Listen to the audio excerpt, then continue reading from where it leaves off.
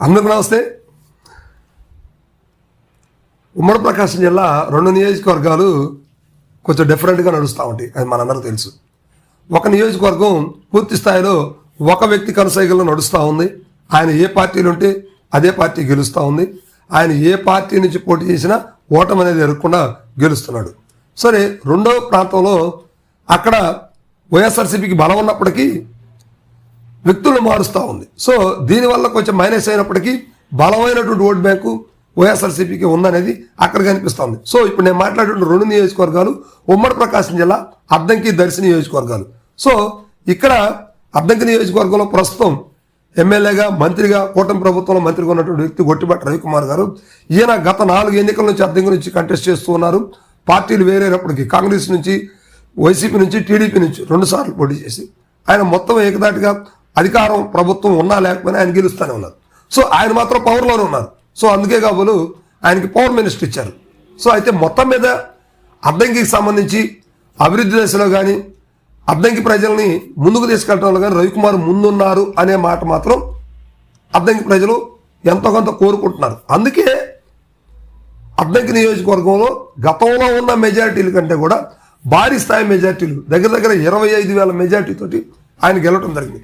So ఇక్కడ YSRCP మైనస్సా plus అనే విషయాలు పక్కన పెడితే రవికుమార్కి మంచి క్రేజే ఉందని చెప్పవచ్చు. రవికుమార్ మీద ఎవరో గెలవలేరు అనే మాటలు కూడా ఇక్కడ ఒక రకంగా వినిపిస్తా ఉంది.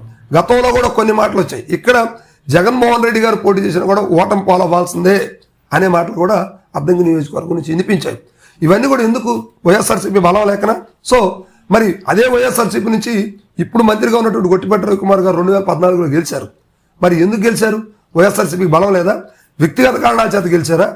కేవలం రవికుమార్ బ్రాండ్ వల్ల గెలిచారా అనేది ఇప్పుడు అద్దంకిల ప్రశ్నలు. సో ఇక పక్కన దర్శి నియోజకవర్గం తీసుకుంటే దర్శి నియోజకవర్గంలో కూడా 2009లో బూచేపల్లి శివప్రసాద్ రెడ్డి గారు కాంగ్రెస్ పార్టీ నుంచి గెలిచారు. ఆ తర్వాత 2014లో సిద్ధారాఘవరావు గారి మీద పోటీ చేసి ఓటమి పాలయ్యారు. 19లో ఆయన పోటీ చేయలేదు. వైఎస్ఆర్సీపీ కూడా ఒక కొత్త వ్యక్తికి మద్దిశెట్టి వేణుగోపాల్ గారికి అక్కడ టికెట్ ఇవ్వటం, ఆయన కూడా భారీ మెజార్టీతో గెలవడం జరిగింది. సో దీంట్లో ఆంతర్యం ఏంటి? వైఎస్ఆర్సీపీ ఇక్కడ బలమైన ఆయుధం, బలమైనటువంటి ఓట్ బ్యాంక్ ఉందనే కదా. ఆ తర్వాత మరలా 2024 ఎన్నికల్లో కూడా అక్కడ వైఎస్ఆర్సీపీ స్వల్ప మెజార్టీతో గెలిచింది. అంటే అక్కడ వైఎస్ఆర్సీపీ కేడర్ బలంగానే ఉందనే కదా. సో అంటే వైఎస్ఆర్సీపీ కంచుకోటగా ఉంది, కానీ అక్కడ అంత మాత్రం టీడీపీ బలహీనమే కాదు. కానీ వ్యక్తుల విధానాన్ని బట్టి అక్కడ పరిస్థితులు మారే అవకాశాలు ఉన్నాయి. మరి ఇది ఈ 2 నియోజకవర్గాల పరిస్థితి. మరి నెక్స్ట్ ఇక్కడ అద్దంకిలో కొత్త ఇన్ఛార్జీలు మార్చుకుంటూ వెళ్తున్న పరిస్థితులు ఉన్నాయి. మరి జగన్మోహన్ రెడ్డి గారికి తెలియదా? ఈ సీటు మీద ఎందుకు దృష్టి పెట్టలేదు? కన్నం బలరాం గారికి ఎందుకు ఇవ్వలేకపోయారు? సో ఇలాంటి వ్యక్తుల్ని ఎందుకు దూరం పెట్టారు? చీరాల్లోనే ఎందుకు ఉండాలి? ఇప్పుడు కారణం కుటుంబీకులు కూడా అదే ఆలోచిస్తున్నారు. ఇటీవల కాలంలో అద్దంకిలో గతంలో పనిచేసినటువంటి బాచన్ చెంచుగారటయ్య కానీ ఆయన కుమారుడు కానీ అద్దంకి నియోజకవర్గంలో పర్యటిస్తూ ఉన్నారు. అదేవిధంగా బలరాం గారు కుమారుడు కూడా అద్దంకి నియోజకవర్గంలో పర్యటిస్తున్నారు. దీని ఆంతర్యం ఏంటి అంటే అద్దంకి నుంచి కంటెస్ట్ చేయాలనే కదా. మరి చీరాల్లో వాళ్ళకి ఆల్రెడీ ఇప్పుడు ఇన్ఛార్జిగా ఉన్నారు, చీరాల బాధ్యతలు చూస్తున్నారు. మరి చీరాల్లో పోటీ చేస్తారా, అద్దంకిలో పోటీ చేస్తారా? ఇది జనాలకు కన్ఫ్యూజ్ కదా. ఓట్ బ్యాంకు బలహీన పట్టడానికి అవకాశం ఉండదా అనే మాటలు కూడా విశ్లేషిస్తూ ఉన్నారు విశ్లేషకులు అందరూ కూడా అద్దంకి నియోజకవర్గం గురించి. సో ఇదే విధంగా దర్శిలో కూడా జనసేనకు ఇవ్వాల్సినటువంటి టికెట్ని టీడీపీకి ఇచ్చారు. సో ఇక్కడ జనసేనకు బలమైన ఓట్ బ్యాంక్ ఉంది.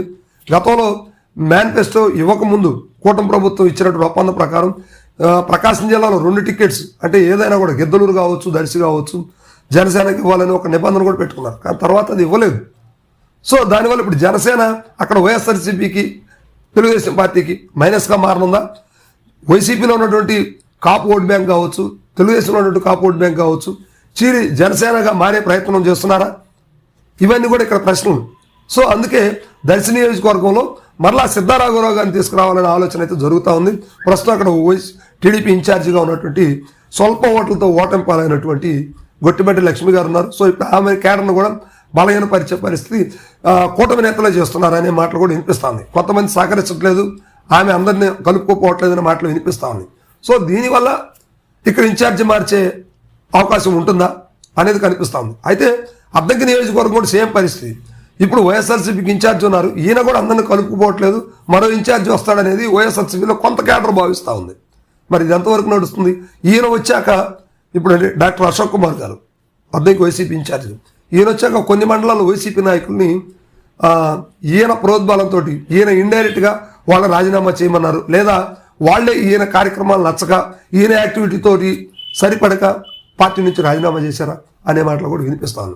మరి అధిష్టానం ఎందుకు పట్టించుకోవట్లేదు? ఇలా అయితే ఇలా అద్దెకి సీట్ని మళ్ళీ వదులుకోవటమేనా? సో దీన్ని తెలుగుదేశం పార్టీ మరొకసారి సవాల్ చేస్తూ ఉంది. ఇక్కడ ఖచ్చితంగా మరలా ప్రభుత్వాలు ఏవి మారినా ఎవరు వచ్చినా ఇక్కడ మాత్రం రవికుమార్ గారు గెలుస్తారనే మాటలు వినిపిస్తాను. ప్రస్తుతం ఆయన కూటమిలో మంత్రిగా ఉన్నారు, ఆర్థికంగా బలవంతుడు. సో ఇలాంటి పరిస్థితుల్లో ఆయన ఢీకోనాలంటే ఒక బలమైన నేత మరి కావాలి కదా.